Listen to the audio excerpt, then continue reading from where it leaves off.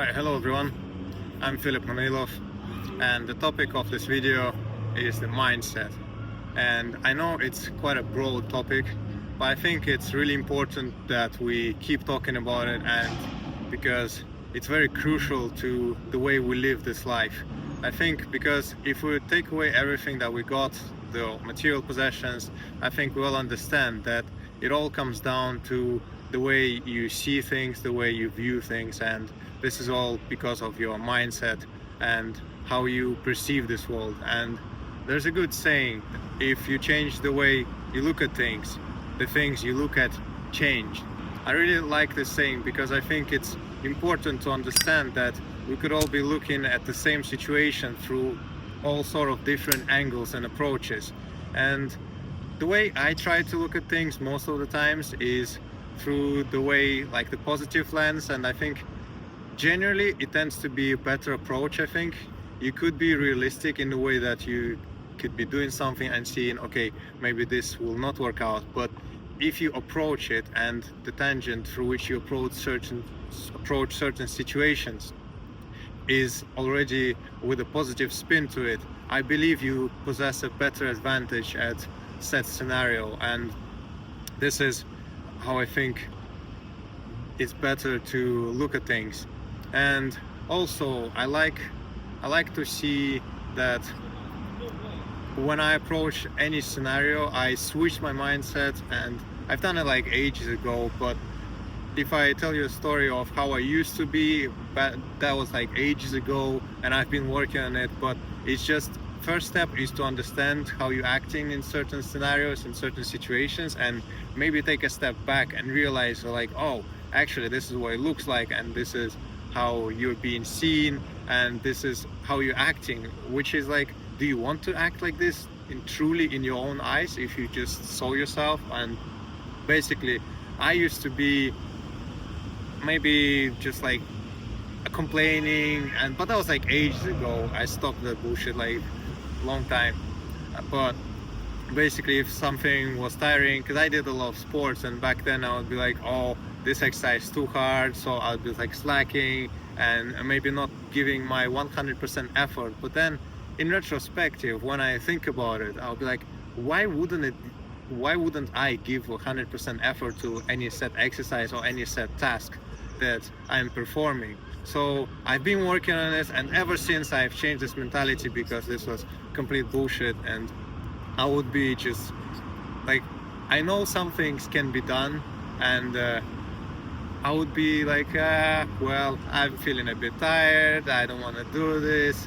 So it's just basic submission to your instincts, the weak instincts. Because if you think about the biology, your brain wants to be in a safe mode, and it doesn't want to go through extra effort, because if you're giving 100% of your energy to a set task or anything that you do, then potentially you have no more energy left for survive in case of some crazy scenario is about to happen. So you have to be always prepared, and that's what your brain is thinking.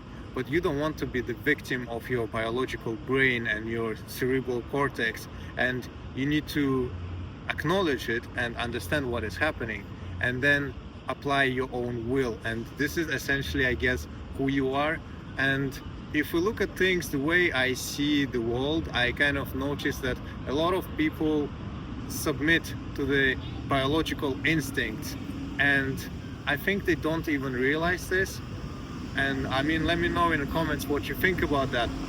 But I just believe that the first step to becoming a better version of yourself and essentially improving and changing your mindset, the way you view things, is to actually understand what is happening, and to actually realize that it is happening, that we all are victims to the flesh, to the biology, to the bones, the skeleton, the muscles, and they're all sending different signals. They're all sending signals to the brain through the nerves, and that makes a certain brain response, and then your brain is then tricking you to believe that some certain situation is happening, or like this is, you are tired, but in fact you could do way more. And the fact, when you start to understand what exactly is happening in these type of processes, then I think it's the first step where you could change. Okay, like, I'm not a victim of this situation. I'm like, this is a bullshit thought. I refuse to think that.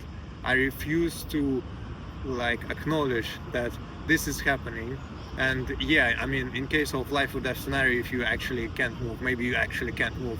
I agree. Like, there could be extremes for sure, but most of the scenarios I think that we encounter in daily life is like, oh, people went through the day, they had like a 9 to 5 work day, they went to work out, or maybe they didn't even go to work out and be like, oh, I'm tired. Like, yo, come on, listen, you're not actually tired. Like, think about it. If the meteorite was about to hit the city nearby and half of it was gone, and like there's a huge wave coming on to you, you'd be like, whoa, actually you gotta run, and you'll be like, suddenly you have a shit ton of energy. So realistically, most of the times when you're saying, and I used to say, I was like tired, that's bullshit. So I cut this word off my vocabulary, because I think lots of the words that we speak are actually manifesting into the reality and into whatever is happening around us. So first of all, I guess lots of these words need to be cut out of the vocabulary, because they're just not helping in any case. And as soon as you start saying these words, you're actually becoming the person that you don't want to be. And realistically, you are not this type of person, and you're just bullshitting yourself in this kind of thinking. And it is interesting to think like that, because even when you say set words in a language, and I will probably go into it a little bit deeper later on, but when you say something, your chemistry and your biology changes to adapt to this thought. So once you start admitting that you are tired, you actually forcing yourself to become more tired, and so on. And when you acknowledge and when you say to yourself that you're full of energy and you're willing to go non-stop no matter what, that's when actually your chemistry changing to have more energy and be extra like charged to do anything that you want. And that's one of the keys to understand. There's a lot of things I could mention about the posture and the way you carry yourself. Like, if you all hunched down, like if you all tucked, you automatically become really closed in, and you are not embracing the energy of the world. Because I believe I kind of a little bit more maybe spiritual in the sense, but if you're all hunched back, you're kind of in this protective pose, and usually what happens, I think you're not perceiving and you're not being pierced by the energy of the world. Because even when like I'm sitting outside, so here I'm embracing myself to the energy of the sun, even though like it's cloudy, okay, who cares, but like I'm actually receiving the energy from the cosmos, and this helps me to maintain my great energy and great mood. So I think this is kind of the message that I'm trying to carry. I know it's quite complex, and it's very interesting to think about. A lot of it is actually very